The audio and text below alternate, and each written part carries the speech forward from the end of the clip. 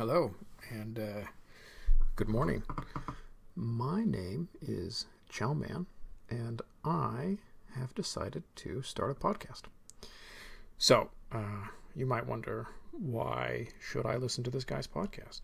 And that would be a really good question, to which, there's not really a good answer, except, I'm going to try my best to entertain the shit out of you. I hope that you will feel consistently entertained while I'm doing this. And who knows, maybe I'll bring an interesting perspective to something.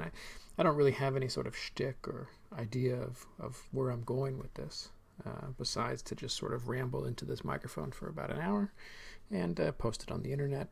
And, probably nobody will ever hear it, but who knows? Maybe you like it and you share it and you tell all your friends about it, and then I become some sort of crazy internet celebrity and everybody loves me and I buy like a Lamborghini and fly to the moon and all the normal shit that happens to internet celebrities, But so maybe a little bit about myself. I was born in Boulder, Colorado, which is sort of a, like a hippie oasis, or at least it was until all the yuppies moved in. Now it's like a yuppie oasis, which I guess is all right, And it's not ideal, but I don't live there anymore. Actually, when I was quite young, I moved to the island of Guam, like in the end of the Matilda movie, where they all moved to Guam. That's where I moved, it was an island. I actually really quite appreciative that I had the opportunity to live there, because it was pretty much the opposite of Boulder, Colorado. It's rather religious, conservative, and ethnically extremely diverse, where Boulder, Colorado is, liberal and atheist, and it's all white people. So, good. And now I live in Germany, so I've sort of lived all over. I came out here to do a master's degree in politics, economics, and philosophy, and I did that. And then I started a PhD in philosophy, and I dropped out of that because, after studying philosophy for a while, the only obvious conclusion that one can draw is that doing a PhD in philosophy is totally ridiculous. So I stopped doing that.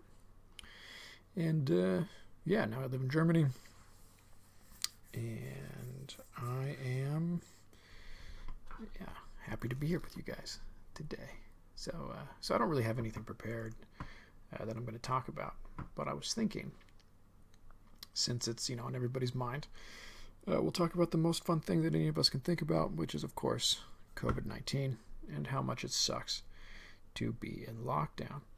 So I guess in my imagination, this podcast is sort of consumed more by U.S. Americans, though of course if anybody listens to it, I don't care where you're from. It's just, but in my imagination, it's U.S. Americans. And I feel like, maybe I should, juxtapose or contrast, compare what my sense is the COVID experience in the United States is compared to what's going on over here in Germany. And, obviously there's quite a large difference. And I think if I were to try to summarize that difference, it would mostly be that Germans are better at following rules and maybe more likely to make rules than U.S. Americans. And there's ups and downs to that, right? On the surface, you might say, well, fuck, it sounds like Germany's crazy authoritarian and America's all like freedom-loving rednecks. And, I guess simplistically, you could say that, if you take a little bit more of a nuanced view of the situation, however, you might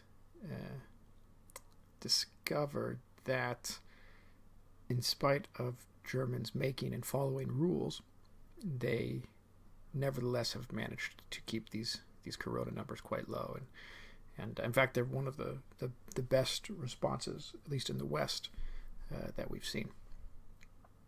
and the United States, I think the desire to not have rules is really quite misguided. I guess, like, take for example Switzerland. I was recently in Switzerland, and the Swiss are like, you don't fucking tell me what to do. I'm not going to wear a mask. It's all about like being responsible for yourself. And like, nobody is gonna make me do anything. And it's like, okay, great. Like, honestly, it would be wonderful if like that were the case. If the government could say, okay, we're not going to have any sort of mandatory mask policy or mandatory social distancing or any of that kind of stuff. However, we will, hope that our educated and enlightened and caring citizenry would take these measures on their own volition, because they want to keep their community safe and healthy. Like, that would be the most ideal outcome. The government doesn't make any authoritarian moves towards wear a fucking mask, but the people nevertheless all wear masks, right? And that's of course not what happened in Switzerland, and it's not what's happening in the United States. Instead, like, the freedom seems to be like some sort of freedom to like put other people's lives in jeopardy,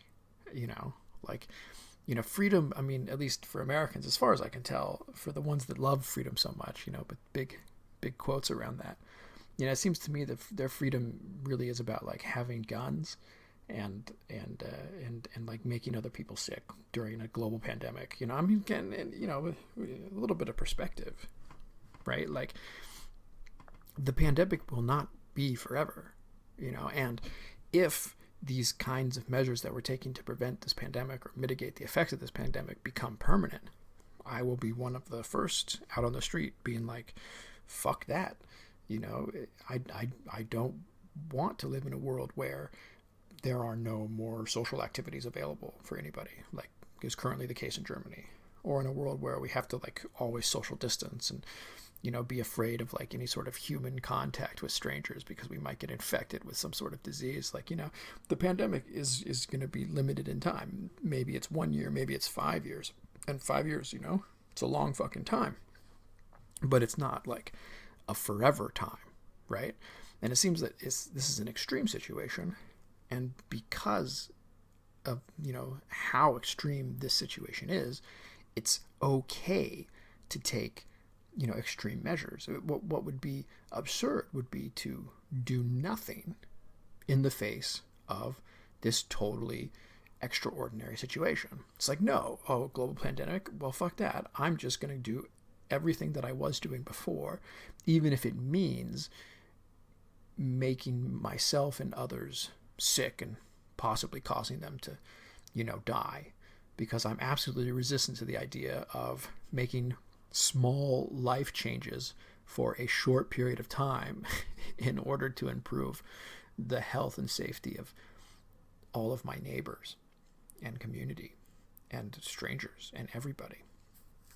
I think that's totally ridiculous, And so, I mean, the Germans are not happy about the lockdown. They're all fucking really annoyed. They're like, oh, this fucking sucks, man, But, and I think, to be fair, if the government hadn't stepped in and hadn't made things like wearing masks mandatory and an actual sort of legally enforced lockdown and closing all the schools and all these kinds of things, people would have just gone about their business and risked getting each other sick, because nobody likes inconvenience. And of course there's also better arguments than inconvenience for some of these things. I mean, domestic abuse is cases are on the rise, and children staying at home all day is maybe not great for their psychological well-being, and people are losing their jobs, and I mean there's lots of other things though.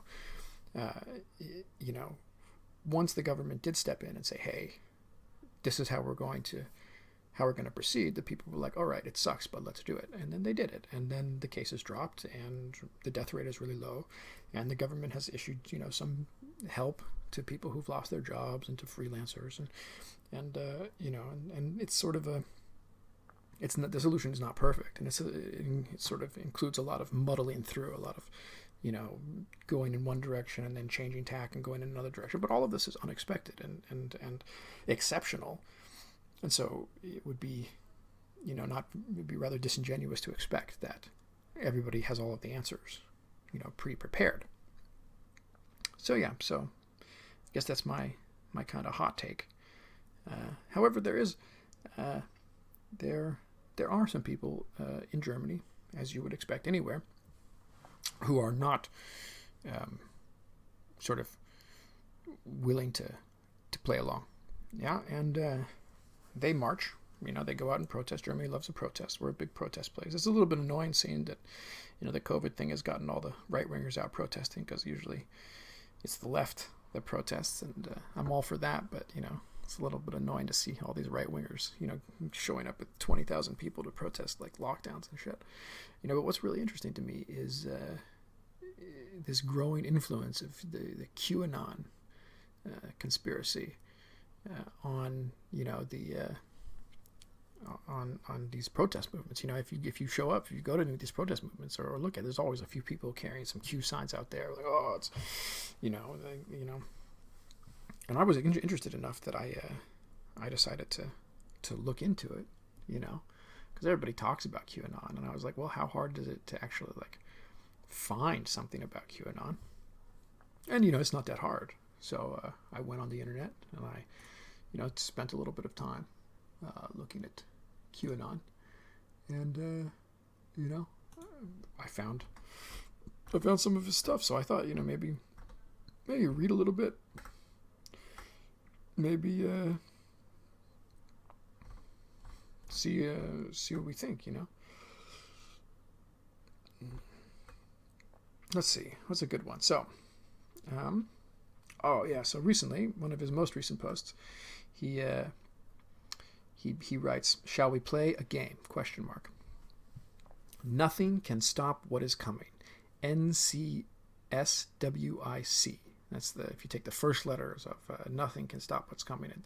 The acronym is NCSWIC. And it turns out that there is a government, what would you call it? A council called the National Council of Statewide Interoperability Coordinators, which is a mouthful, which was established by the Department of Homeland Security. All of this is, of course, linked in QAnon's thing. And he says, and if you click the link, you get you go to the csi.gov, SAFECOM, NCSWIC website. And it says this, NCSWIC, National Council of Statewide Interoperability Coordinators, established by the Department of Homeland Security, Cybersecurity and Infrastructure Security Agency in July 2010. The National Council of Statewide Interoperability Coordinators supports statewide interoperability coordinators from the 56 states and territories by developing products and services to assist them with leveraging their relationships, blah, blah, blah, blah, blah, right? So obviously, if you read between the lines, the writing on the wall, this NCSWIC government council is in fact, part of a larger plan to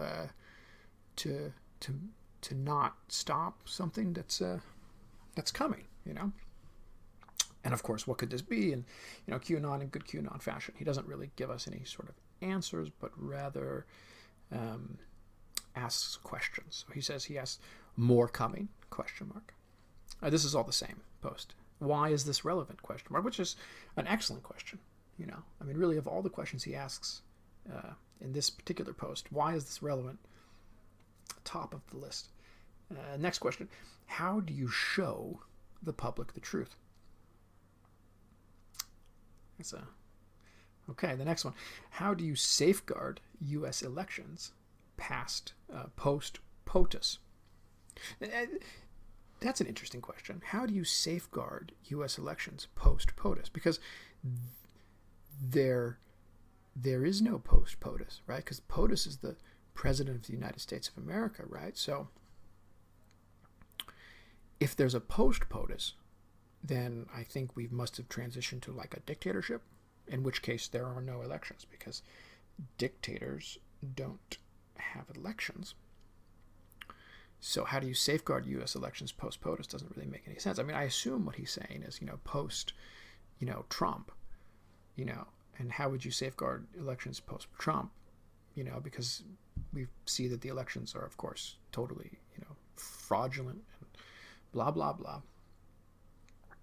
But the question is just, it's poorly worded. But I guess we can give him the benefit of the doubt. I mean, it's clear that QAnon is, some dude in his early 20s that lives in his parents' basement and tries to use a certain kind of jargon, like a OPSEC, militarized jargon speech, in order to sort of demonstrate credibility. Like, I'm actually was a member of the deep state, man, and I'm blowing the whistle on everything, which is, of course, a bunch of bullshit. Like, if you read through QAnon, I mean, 90% of his sources are Fox News, and it's like, he's supposed to be like dropping breadcrumbs, man.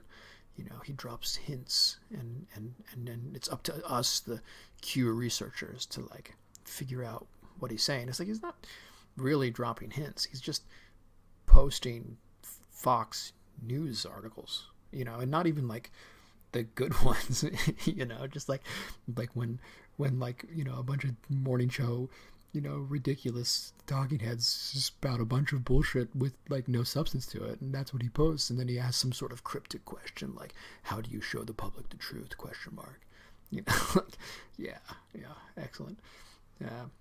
Maybe one way, in continuing his post, how do you remove foreign interference and corruption? Install U.S.-owned voter ID laws and other safeguards. So that's the idea. That's how you protect our voting system, is by installing U.S. voter ID laws and other safeguards. And then he says, sometimes you must walk through the darkness before you see the light, which, it's all very cryptic, and, I mean, it's probably an unpopular opinion, and I'm not saying that we should have like strict voter ID laws and stuff like that. But I mean, if you tell other people how it is in the United States, like Germans and stuff, they're oftentimes quite surprised that, like, oh, you mean like you can basically register in many states to vote with like an envelope that's postmarked to your address? I mean, it's just not very well regulated, perhaps. But I, of course, understand that with additional regulation, and of course regulation of a certain kind, you will then put barriers in place to some people voting, even if they're like the smallest hurdle you could imagine. Like, you have to fill out a form and drop it off, or mail it. I mean, some people will simply just say, fuck that, I'm not going to do that, that's too much work. Which is just maybe not the best thing, but it's also, being realistic, and I also think that, the more people to vote, the better. And so we should make it as easy as possible to vote. I mean, if it were fucking my country, I would just have some sort of online voter registration thing where you get sent like a unique one-time use code, that's valid for, say, 10 days, and it allows you to submit a ballot, for an election. You use the code, you can save your session, you can re-enter the session, the code is mailed to you, delivered to you somehow. You register, the normal voter registration, and then you receive your code online, and you use that code to vote online, and then the system counts all the votes, and it's like really fast and easy and secure, and you just have to make sure that it's secure. I mean, there's plenty of internet security out there, right? The idea is just to hire the right people, perhaps. Don't like go for like that, don't hire that security company that's actually run by like the Russian KGB, right? Choose the one that's like, got the best Google reviews. I don't know. probably not that fucking hard. I mean, Jesus, the government has a lot of resources. You know, the U.S. government has a lot of resources at its fingertips. You would imagine that they would be able to, you know, find a reputable internet security. I mean, or just use the fucking FBI. I have no idea. I mean, probably the QAnon people, but no, because the FBI are part of it, man. They're part of the fucking deep state. And, you know, if the FBI are in charge of the, you know, I guess I have some sympathy for that as well, because, you know, fuck the FBI. So, yeah, you know, anyway, complicated issues. But, yeah, all right. That's some pretty fucking good hot takes, you know, on the QAnon side of things. Oh, but, you know, talking about this, like, nothing can stop what is coming, NCSWIC, this government national council, you know, that was established in 2010. Now, you know, I admit, National Council of Statewide Interoperability Coordinators is, you know, a little bit suspicious as an acronym, because it's a little bit like, what? You know, like, couldn't you have come up with something a little bit, you know, more straightforward and easier to say? You know, like, it almost seems like we really wanted it to be NCSIC. You know, nothing can stop what's coming, right? Statewide. Yeah, and also, you know, because statewide is one word, you know, but they still have an S and a W for statewide, you know, in the official thing, because the official thing is NCSWIC, right? And it's National Council of Statewide Interoperability Coordinators. It should be NCSIC, right? But all right. But the only thing about that, right, is that these were designed to support statewide interoperability coordinators, right, which is SWIC, which would be, you know, stop what is coming. So you have your National Council of Statewide Interoperability Coordinators, the NCSWIC, which, of course, according to QAnon, stands for Nothing Can Stop What Is Coming. And then you have your statewide interoperability coordinators, I guess, in each state, which the abbreviation for that, you know, on the government website is SWIC, which would be Stop What's Coming, right? So you got, you know, you're not stopping what's coming or there to, like, support the stopping what's coming. I don't know, man. It's all very confusing. And it's probably just a bad acronym and not actually a secret code for a deep state takeover of government. Which would be my guess. I mean, you know, but I'm not a fucking expert. I should probably just, you know, as a general disclaimer, you know, just, you know, point out that I don't have any fucking idea what I'm talking about, you know, like, as a rule. So, you know, just be aware of that. You know, this is, I mean, you know, in you know, if I were to contrast myself with somebody like QAnon or you know, maybe it's a group of people, QAnon, but like, they are pretending to be authorities when they're most clearly not actually authorities on whatever the hell they're talking about, you know. Whereas I'm just not going to pretend to be an authority. I'm just going to use, I don't know, common sense. Is that a thing still? You know, I mean, I'm relatively well educated, but you know, I got a little practice in the old critical thinking bit, right?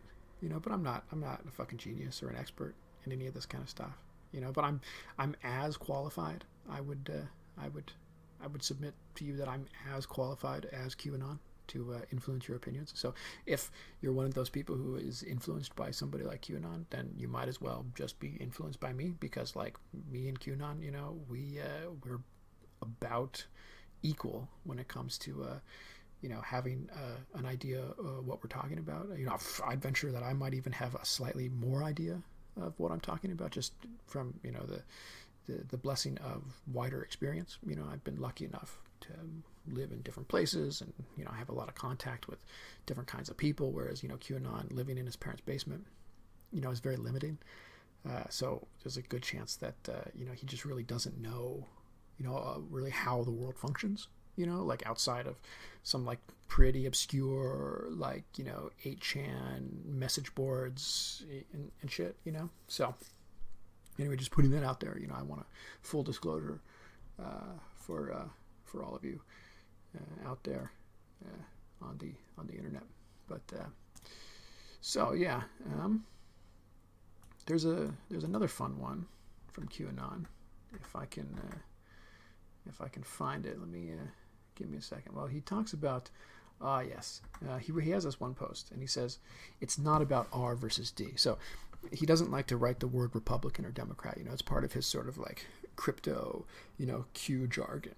Like he never writes out, Republican or Democrat. He always puts R and D. So in this post, this is about 2 weeks ago. This is not about R versus D. This is about preserving our way of life. If America falls, the world falls. Patriots on guard. That's his little breadcrumb for the day. And he posts a link to Time, which is pretty interesting. So Time magazine has a feature, or, I don't know exactly what you call it. It's called The Great Reset. It says the COVID-19 pandemic has provided a unique opportunity to think, this is from the Time website, the COVID-19 pandemic has provided a unique opportunity to think about the kind of future we want. Time partnered with the World Economic Forum to ask leading thinkers to share ideas for how to transform the way we live and work. All good, right? So this, of course, is part of the deep conspiracy of COVID-19, right? So first they get us all sick, and then they pull the rug out beneath us, right? They transform the world economy and all of the social organizations into some, communist, satanic, cannibalistic, pedophile, something, right? So let's look at some of the headlines from this little thing that Time is putting together, right? So we have first headline on their website: a better economy is possible, but we need to reimagine capitalism to do it.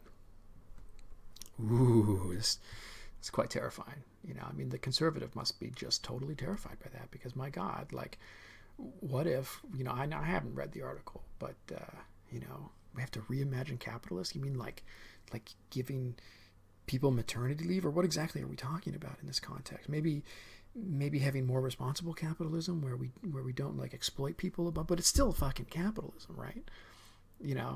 And but of course this is the left. This is just a leftist takeover, reimagining capitalism. Maybe I'll read the article. I'm not going to do it right now, but my guess is it's some sort of watered down proposal with a few minor, reforms, and that's not fucking leftist. Let's be honest. Like the left, like the left out there that is the boogeyman of the right, that the right's constantly talking about, with like the capital L left, that they're they're very confused about who that group is, because they seem to say that like Biden's that group, but also like Bernie Sanders is that group, but also like fucking Stalin's that group, and it's a little bit like, yeah, but those people are like totally fucking different from one another, so whatever. But I'm sure this Time article is the real left would be more like, I don't know, let's seize the means of fucking production, like worldwide, communist revolution, right? Like reimagining capitalism, making capitalism a little bit more nice is definitely not the goal of the left, right? So just throwing that out there. Let's read some more of these headlines. Europe has big plans for a Green New Deal. Poland's coal country isn't so sure. Oh my God, how fucking controversial. Green New Deal. Like, it's this COVID-19 is going to lead right into this, environmentalist, eco-fascist takeover of the whole fucking world, right? Like, obviously. Of course, the second half of that headline is Poland's coal country isn't so sure. So, but no, but there's definitely not going to be any nuance in that article, right? It's just going to be all about how the Green New Deal is what we have to all embrace, and how we have to give up all of our freedoms in order to do it, or we'll die of COVID-19. Clearly, QAnon is. Conservatives need to be fucking terrified of that, even though the article clearly says that Poland is going to resist any Green New Deal because they're a fucking coal country. So excellent. Next headline. If corporations really want to address racial inequality, here are 9 things that actually make a difference. Here are 9 things that actually make a difference. Yeah. And I guess we can understand how conservatives would be terrified about, corporations implementing some kind of like diversity measures. I was like, oh my god, what could fucking be worse? It's what do they call this? A listicle?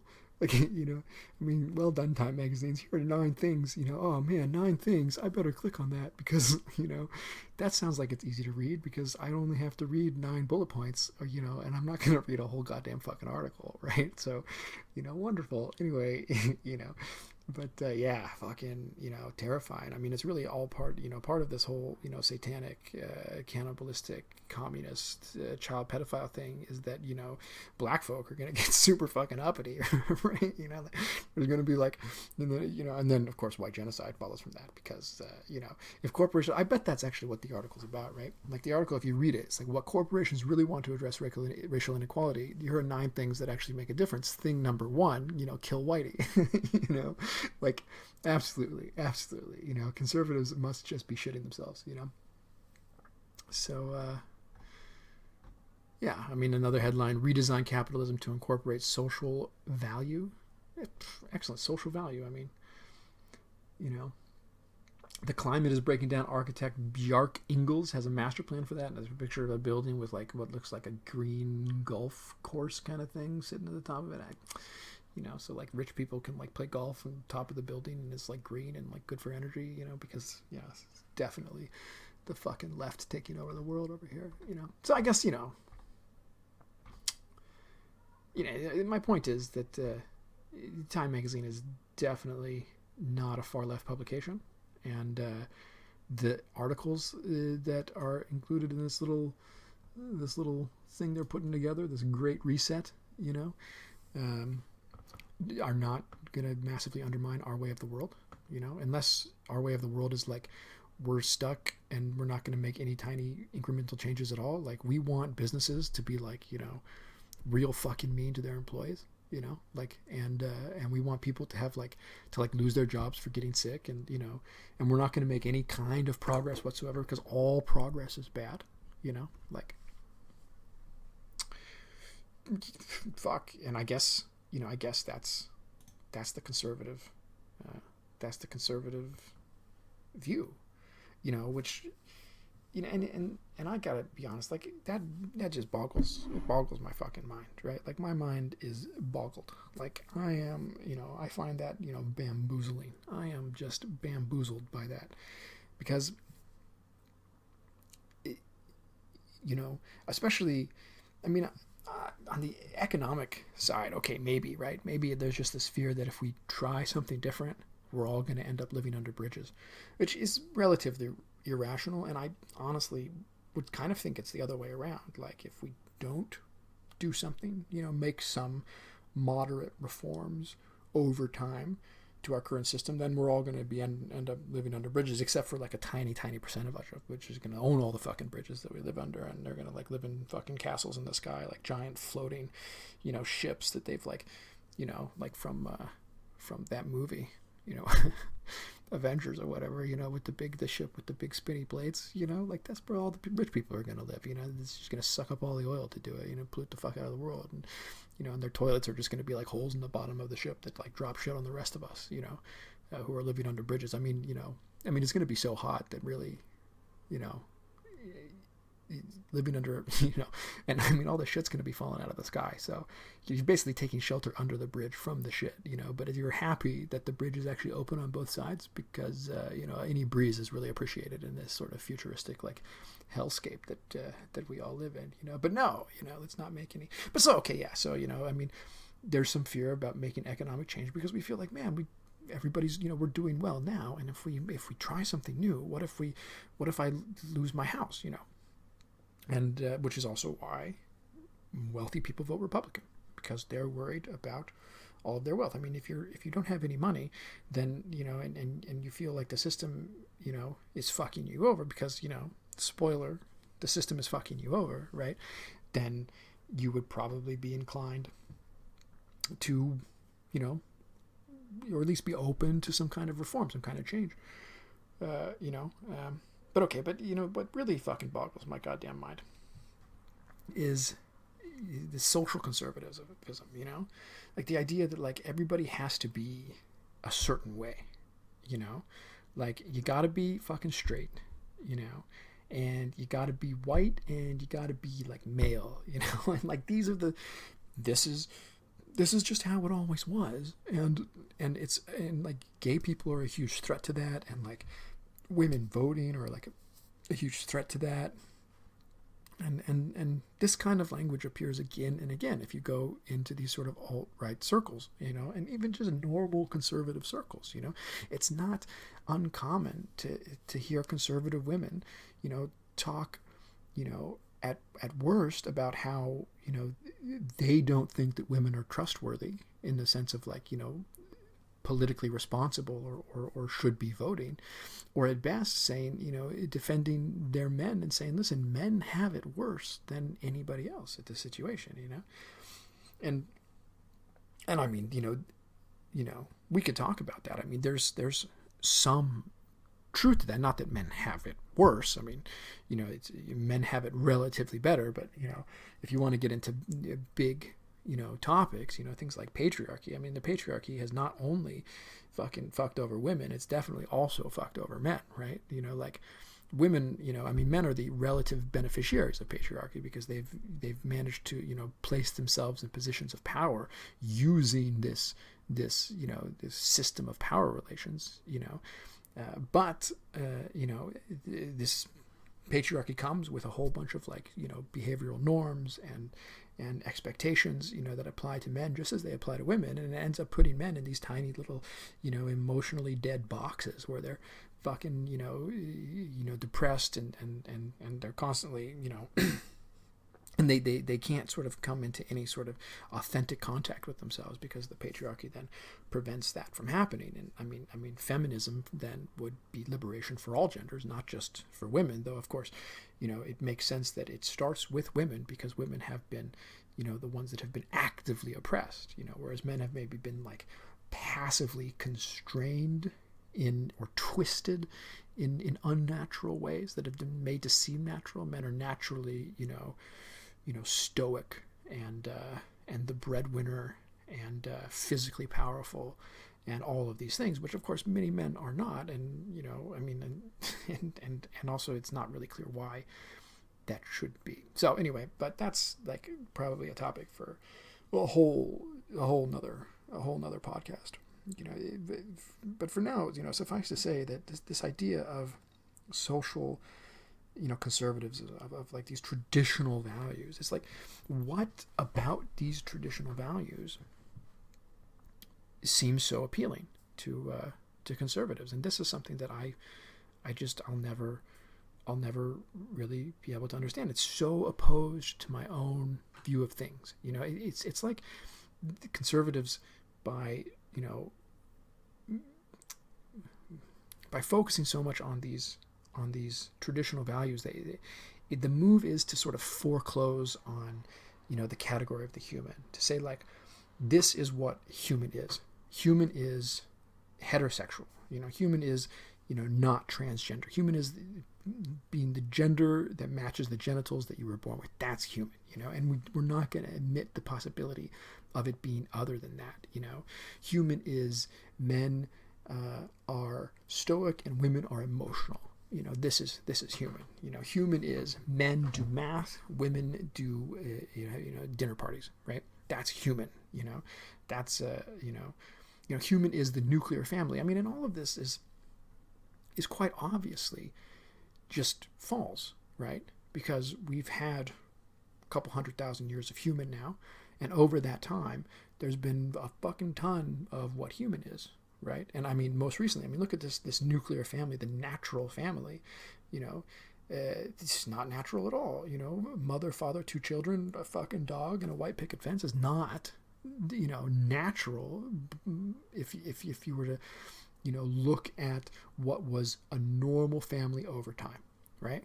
Like, I'm not saying that any family is natural, but if you just simply looked at like the timeline of the human species and you looked at how we organized, especially regarding kinship and family, you know, then this nuclear family, you know, much like the name implies, because, you know, nuclear age, nuclear technology, all very new, the nuclear family is also totally new.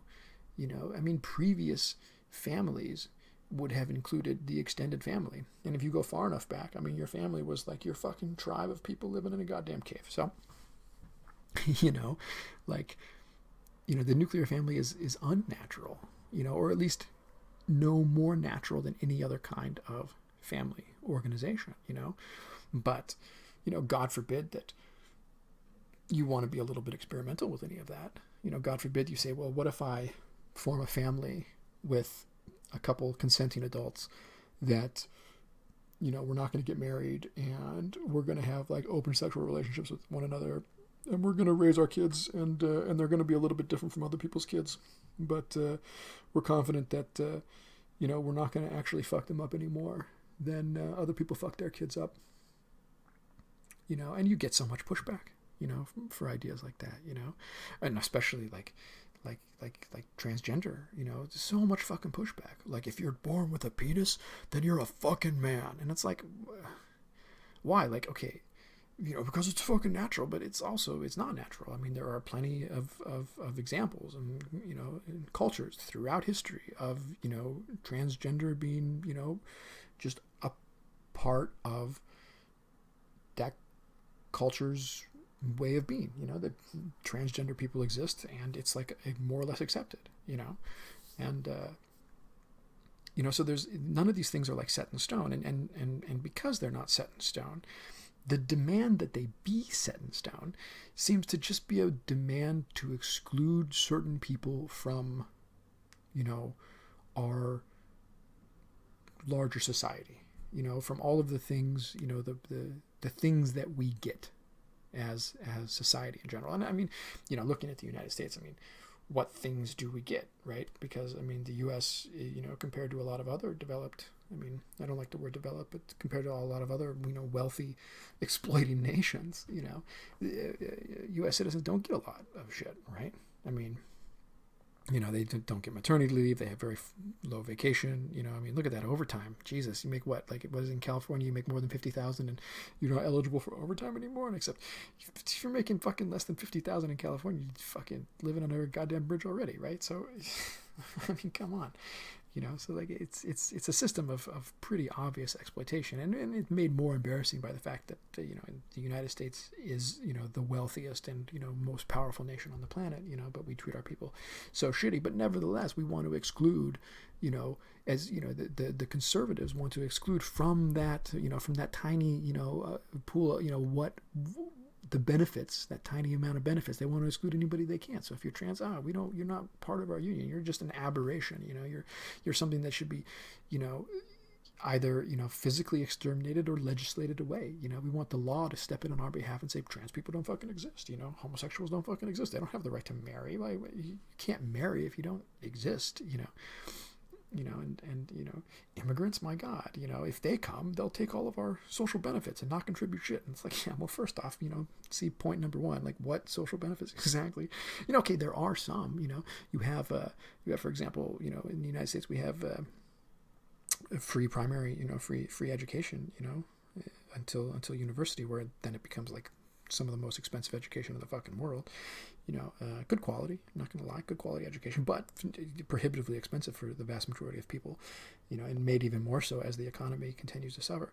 But okay, what about the free education in public schools and shit? It's like, yeah, well, I mean, first off, if conservatives could get it their way, they would have a whole fucking program of indoctrination more because they're not satisfied with the current program of indoctrination, because you don't learn anything negative about the United States until you go to university. So if you don't go to university, all you've learned is the United States is this fucking hero land of fucking angels who like rescued the world from everybody else, and without the United States, the whole universe would have collapsed into fucking darkness, and then of course you're going to be a little bit like, oh my God, how could anybody want to threaten, these American values, we did so much good for the fucking world, and then you get to university and like, actually, the story's a little bit more complex than that, but so, but yeah, if the conservatives had their way, they would teach fucking, nuclear family values. They'd probably have a lesson about like, what's the best family, and it's like, well, the best family is a nuclear family. And why is that? Because every family in all of history was forever this way until the left tried to ruin it, under Marx, 200 years ago, so yeah, I mean, fuck, but I don't get it. Like, why not just be like, whatever. Oh, some guy was born with a penis and identifies as a woman, and okay, great. And then let's take a harsh example. And then that guy who identifies as a woman uses women's bathroom, and he rapes a woman. Yeah. Then what happens? Oh my God. Then I guess we should just fucking burn all trans people at the stake. No, that's not the. Then that guy should get fucking punished. Yeah. And then, okay, well, should he be sent to men's prison or female prison? And I mean, that's a complicated issue in this particular instance, and we have to make the best decision that we can make given the circumstances, right? And I don't know what that decision is. I'm not going to say one way or the other what that decision is. I mean, my intuition, my first reaction would be like, well, if this guy, is said that he's a woman and then use that to gain access to female spaces so he could abuse females, then, let's not send him to female prison, because he'll probably, or she'll probably, abuse them. I mean, at this point, I think, those decisions, then maybe we would question if this person is really trans or if they're just using this as a way of gaining access. Yeah. But, the thing is that these are edge cases. These are going to be the vast minority, this tiny, minority of things, and they will happen because, people are fucking awful, and awful people, do awful things, and you just, but the thing is that being trans doesn't make you more or less likely to also be an awful person, right? It just makes you trans, right? And yes, there will be some difficult questions, and we're going to have to answer those questions. Yeah. But the answer is clearly not to say, oh, I know in advance what human is, and these people aren't human, and therefore the normal sorts of, respect and rights and care that we would give any other human, we're going to withhold from these particular humans, and even oftentimes from people on the left, I hear like, well, I have sympathy for trans people, but I think that it's such a marginal issue. It affects so few people. Like, we need to focus on more important things like the economy. Stupid, right? But I don't know if that's really accurate, because it seems to me that, on some level, this issue about trans people, bathrooms, the whole thing, cuts really to the heart of, the leftist or the progressive project, namely, what is human and what should humans be entitled to?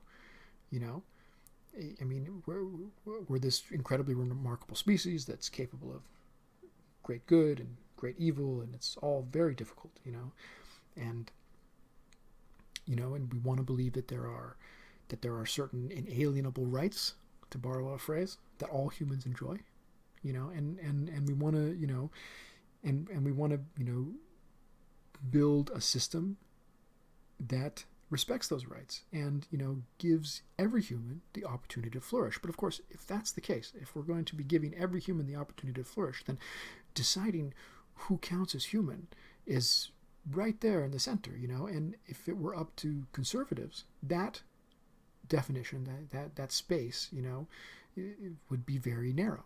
Humans would just be, a very small subset of what I would consider to be humans, and I think that we can't foreclose on the idea of what is a human, what is not a human. I think, it's important to keep that definition open, and always sort of open for change into the future, And so, I don't understand why, conservatives feel as strongly as they do about these things, why they put so much value, where is the value in, these traditional ideas beyond that they are traditional? Just because some dude told you that this is the way that it should be, therefore it's valuable?